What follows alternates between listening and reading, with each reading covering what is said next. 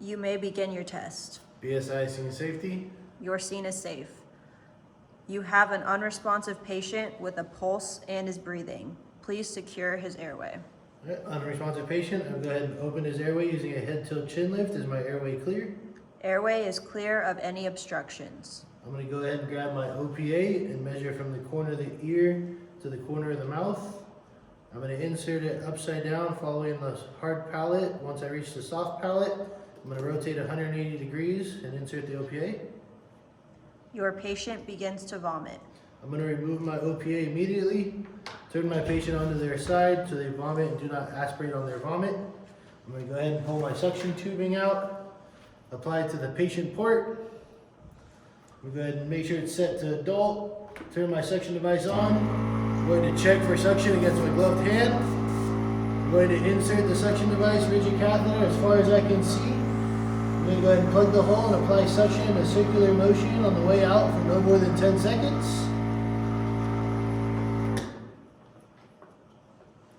Airway is all clear.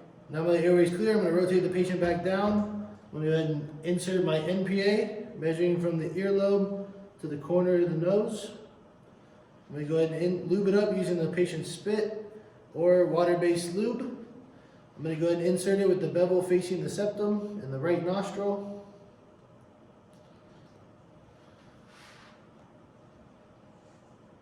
Please bag your patient with a BVM and tell me what type of grip you use to seal the mask to the patient's face, how often you give a breath, and how many liters per minute is used with a BVM. I'm going to go ahead and insert the BVM mask on the bridge of the nose, laying it down towards the mouth. I'm going to use my CE grip, C around the mask, 3 around the chin. I'm going to bag the patient once every 5 to 6 seconds, or a total of 10 to 12 a minute. I'm going to go ahead and attach this to 15 to 25 liters of oxygen. Please set up the O2 tank with the regulator. I'm going to go ahead and grab my O2 tank and inspect it for any damages, leaks, or cracks. I'm going to go ahead and grab my regulator, checking to make sure that there's an O-ring in the center and the dial is not broken. I'm going to go ahead and meet the two up. Tighten my regulator down. I'm going to go ahead and open my bottle completely with 1/4 turn back, making sure that it's between 500 to 2000 psi.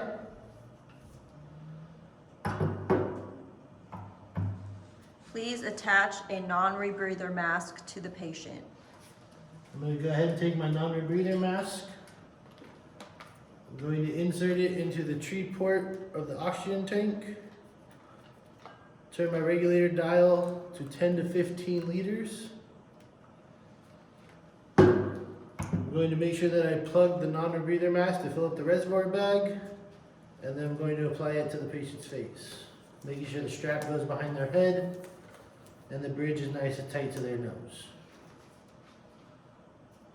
Please downgrade the non-rebreather and apply the nasal cannula. First, before I turn the oxygen off, I'm going to remove the mask from the patient's face. I'm going to disconnect my non-rebreather from the tree on the tank.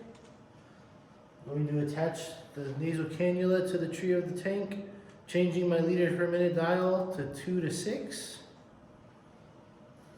I'm going to apply the nasal cannula by placing the prongs down into the patient's nose, hooking the tubing behind the ears,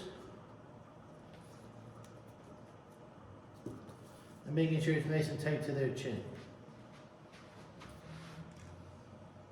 Please discontinue all interventions and secure the O2 tank. Okay. I'm going to remove the nasal cannula first from the patient's face. I'm going to then disconnect it from the tree. I'm going to shut my dial to 0. I'm going to close off my oxygen tank completely. I'm going to bleed off the pressure by rotating the dial open. Once the pressure is bled off, I can go ahead and remove my regulator and resecure the tank.